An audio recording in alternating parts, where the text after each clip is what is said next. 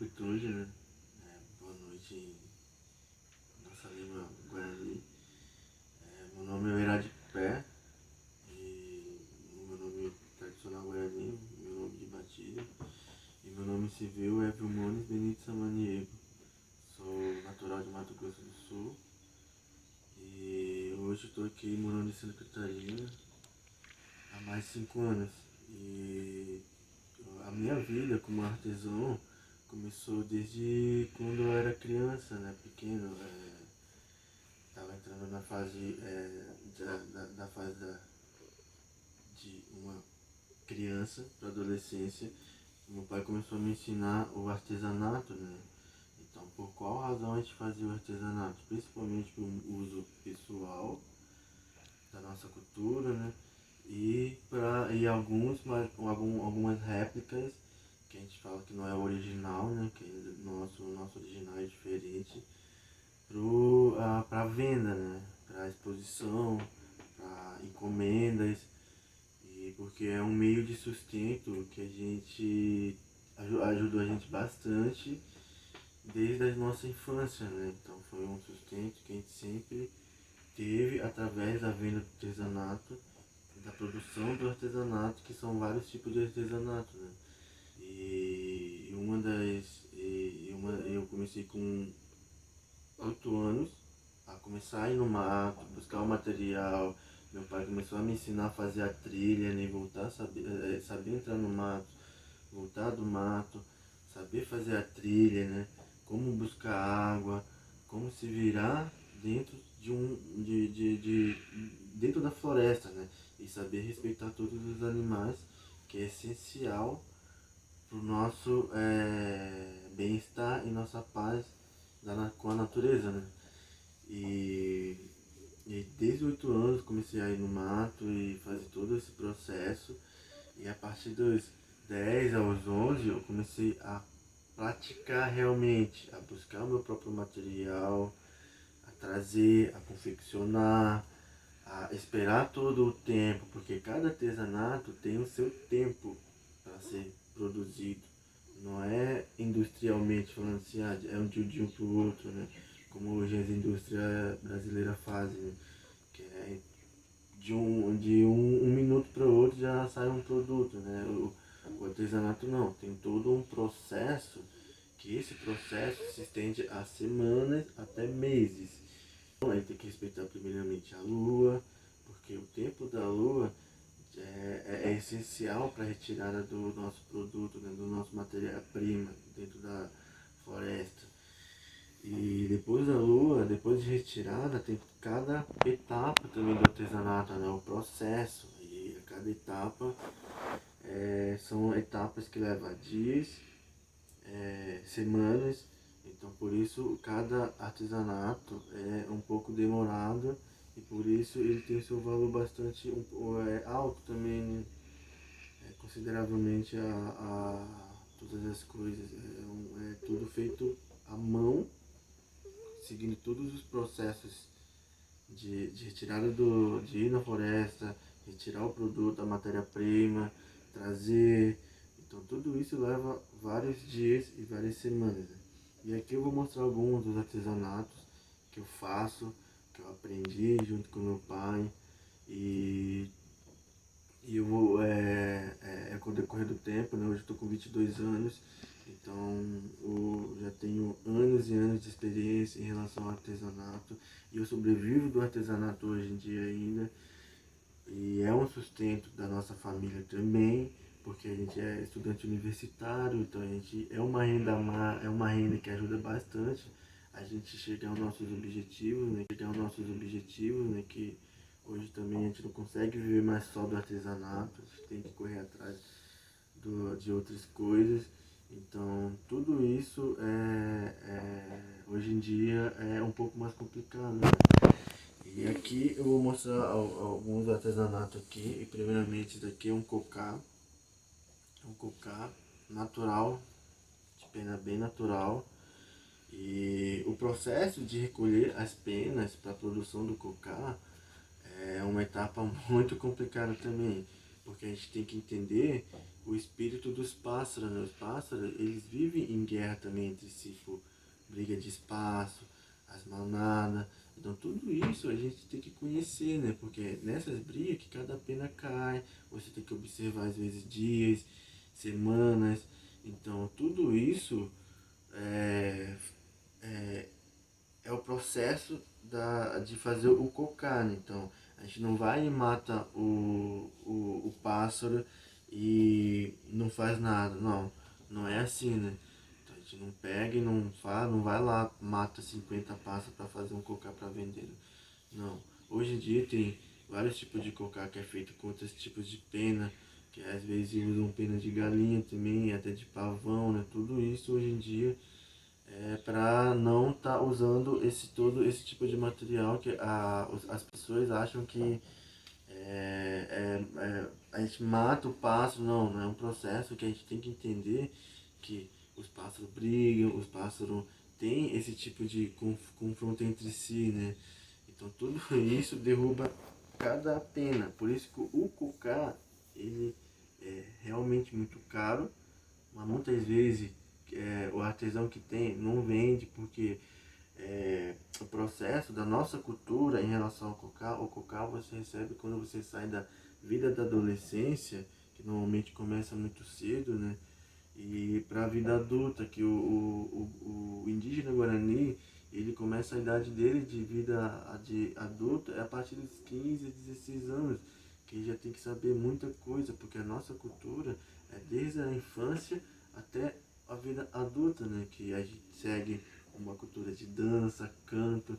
Então quando o pai do adolescente fala assim, não, ele está pronto, tem esse cerimônia de quando ele estiver pronto para chegar a ter essa responsabilidade da vida adulta, todo o aprendizado que o pai dele passou para ele no decorrer de todo o processo da infância à adolescência, né, para a vida adulta, ele ganha esse cocá, né?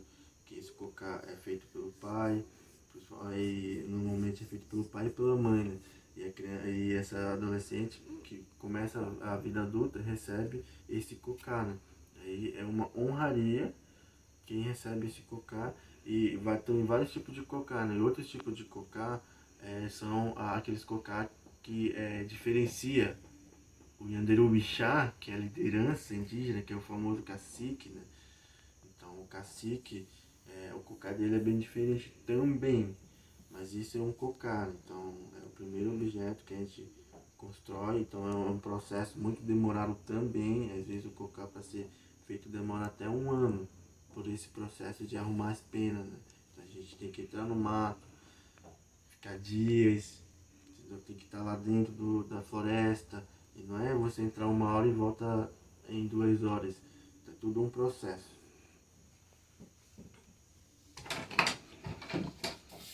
E aqui a gente tem uma lança, é uma lança que nós Tchondara é guerreiro no Guarani, a gente usa bastante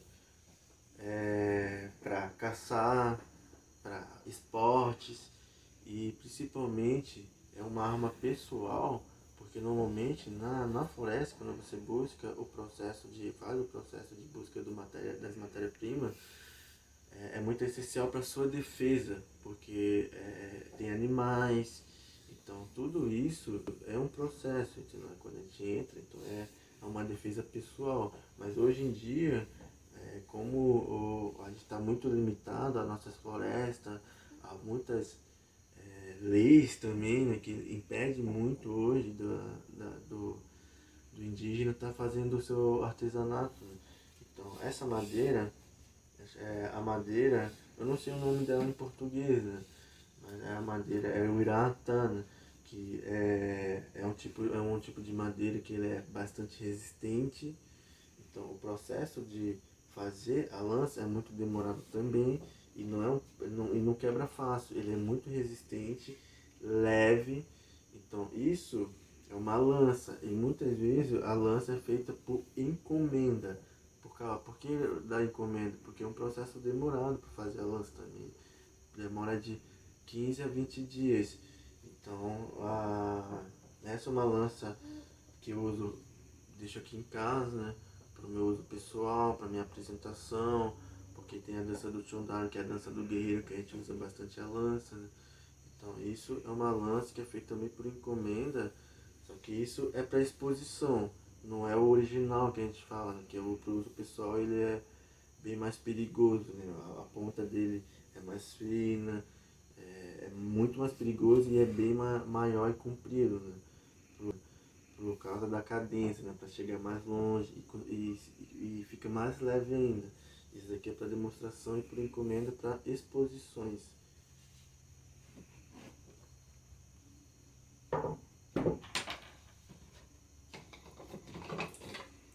E aqui a gente tem o famoso arco e flecha. Então, o arco e flecha, ele também é igual à lança. Esse daqui é retirado de um pé chamado, agora esqueci o nome em português, mas no Guarani é e o arco e flecha, né? O arco, quer dizer, e esse arco ele é feito de brejaúba, acabei lembrando o nome, e a brejaúba, é a brejaúba grandona, que ela tem bastante espinha, né? É um pé de coco, coqueirinho, né? Aquele coco pequeno, que tem bastante espinha. Então a extração desse tipo de planta também, de árvore, que Heiu, né? É bastante complicadinha também, então é um processo bastante demorado. E a cada metro dessa madeira de brejaúba, que não chega a 2 metros, 2,5 metros de altura, esses pés de coco, então dá para aproveitar bastante. Então a cada grossura, exemplo, grossura desse tamanho de brejaúba, dá para fazer, repartir ela em 4 e dá para fazer 2 arcos, né? Então esse arco, normalmente a gente pega o facão, a gente vai baixando ele devagar, bem devagar mesmo, e alinhando ele, né? Alinhando essa madeira. Então tudo isso é um processo que leva dias, né? Então é um material bastante resistente, não quebra fácil. Então tudo isso leva o produto a ter uma qualidade bastante boa, né? Então aqui é o kit que a gente dá para desmontar, né? Dá para desmontar e guardar no carro, e é muito utilizado para caça, e era no mundo guarani o arco era bastante utilizado realmente para caça, né? Para buscar o alimento. Então é igual o cocá. E o arco e flecha, o pai e a mãe comissionavam para dar para o filho quando ele entrava na vida adulta, quando ele ia ter uma vida de homem, de responsabilidades, né? Então aí para ter sua esposa, tudo, então era um modo para ele caçar. E aqui é outra parte do arco e flecha, que esse aqui é bambu, tá? O bambu, normalmente, né? A gente já conhece o bambu. E é bastante resistente, a gente bota num processo que tem que esperar o processo da lua também, tira, seca, raspa. E esse detalhes que está aqui nesse bambu, esse daqui é uma imbira. É uma imbira preta, imbira rum, que a gente fala, rum ima, imbira rum ima, que é uma imbira bastante resistente e é muito difícil de encontrar. Então, esse imbira é realmente muito difícil de se encontrar. A gente encontra, mas dentro do mato, bem no mato. Então, é um processo bastante difícil também de estar buscando material, né? Então, esse daqui é uma imbira e esse daqui são taquaí. Taquaí é aqueles mini bambuzinho, parece que é aqueles bambu de vara de pescar, né? Mas só que não é tipo aquele lá, mas não é. É taquaí, né? Que a gente conhece como taquaí. O nome em português eu não lembro bastante. Mas o taquaí aí é retirado, ele é tudo quebradinho, retirado, feito eles fininho, né? A gente vai colocando aqui e vai passando a imbira e fazendo os aqui e vai passando a imbira e fazendo os desenhos. E esse é é uma parte do arco e flecha. Aí a gente encaixa aqui, e a gente encaixa outra parte, aí já tem o arco, né? O arco, o que que falta nele? Aquela famosa linha, né? Pra gente poder botar a flecha e arremessando. E essa linha, que a gente fala, essa corda, né? É utilizado em bira. Então o processo de retirada da embira também é um processo bastante delicado, é demorado também, leva em perante uma semana. Não a retirada, e sim o processo dele, secagem, da trança, para ele ficar bastante resistente, resistente igual uma corda, aguenta bastante pressão, peso. Então é utilizado para muitas coisas também, né? A embira, não somente para o arco e flecha, né? Então, só que essa embira é diferente dessa embira. Então, essa embira é um pouco mais. O pé dela é um pouco menor, aquelas árvores pequenas. E a embira, esse daqui são uns pés de grandona, assim, bem grossos. Aí você tira o processo, que é a casca da árvore, né? E você tem que tirar só uma parte comprida da árvore e só tira uma linha de cada, tipo uma casca grandona assim. E tira a embira, porque a gente não pode descascar toda a árvore e deixar ela tipo pelada, vamos dizer, né? Então isso é um processo que é de preservação, né? Então esse daqui é a embira. E aí eu vou montar aqui rapidinho.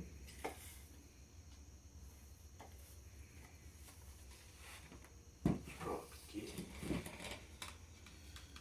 Aí ajusta a pessoa, né?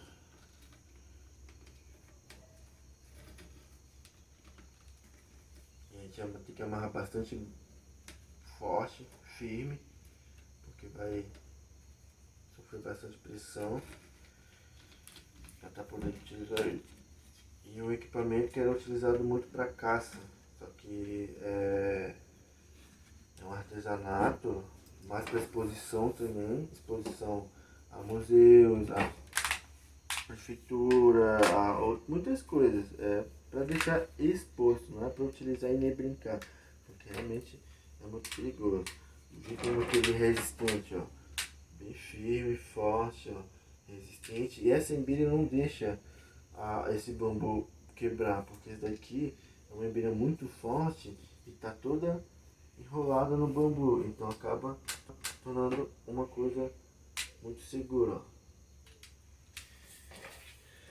E a outra parte é as flechas. As flechas são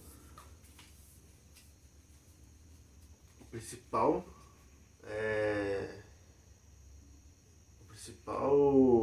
a mais delicada, vamos dizer, né? Uma mais delicada, por quê? Porque a flecha que dá a cadência junto com o arco. No arco dá um impulso, uma flecha ela tem que ser leve, rápida e resistente. Então, tem vários tipos de material para ser feita a flecha, né? Pode ser utilizado bambu, que é o bambu, taquarinha, né, que a gente fala, né? Que é aquela tipo de vara de pescar, é utilizado também, só que ela se torna um pouco mais pesada, vai um pouco menos longe. E esse aqui é o famoso taquá, taquaí também. E o taquaí, ele, em português eu não lembro o nome, tá? Ele é tipo um capim, só que não é um capim exatamente. E esse daqui são coisas. Ele é um pouco mais frágil, mas ele é muito mais leve e precisa. E é longe, aí vai um pouco mais longe. Então esse daqui é as flechas do nosso arco. Tá sem ponta porque eu não coloquei, tem as pontas separadas, mas não vou colocar, só é para minha apresentação. E como tem bastante criança que passeia, meu sobrinho aqui em casa, então se torna perigoso, né? E aqui tem o nosso petenguá. Petenguá é um objeto pessoal de cada pessoa, né? Que o petenguá é da nossa cultura, um momento de reflexão, de você se encontrar em paz, né? De sentar, refletir. Então tudo isso, e o pitanguá, ele é feito com a madeira de pinho, e ele é bastante resistente também. E esse daqui é bambu com furo. E a gente faz o formato, faz o furo aqui, né? E esse daqui era um formato de uma raposa, só que acabou quebrando, né? E é do meu uso pessoal. E para venda também é através de encomendas, porque é um processo que demora bastante. E o pitanguá, ele é bastante forte pra gente, porque se usa muito na casa de reza, né? Que é o nosso opã, que o opã é a casa de reza. E é um objeto bastante pessoal e espiritual, individual. É o pitanguá, né? E também é vendido, mas é mais para exposição, não é para o uso pessoal do comprando, é mais para exposição, para deixar exposto o trabalho, né? E todo o significado, que tem bastante significado, mas se for para me explicar tudo vai passar bastante tempo.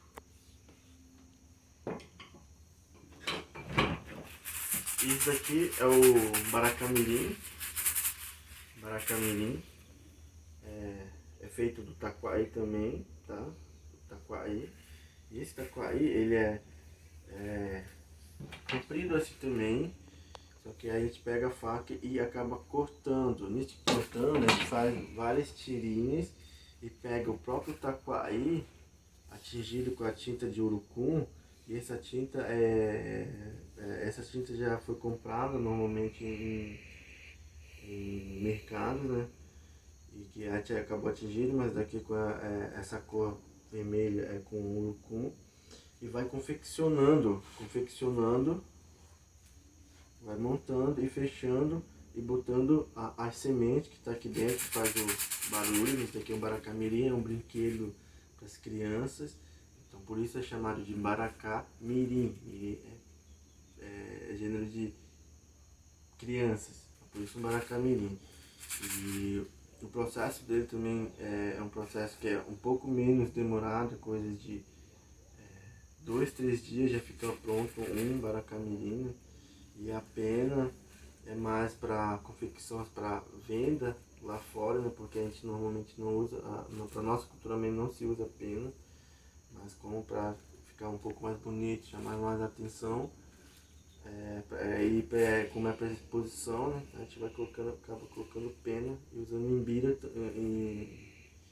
também para estar fechando, né? Esse aqui é um baracamirim de taquari. E esse maracá mirim também é feito de cabaça. A gente chama esse daqui de riaquaí. Então esse daqui não está pronto, porque a gente está no processo de fazer o baracamirim.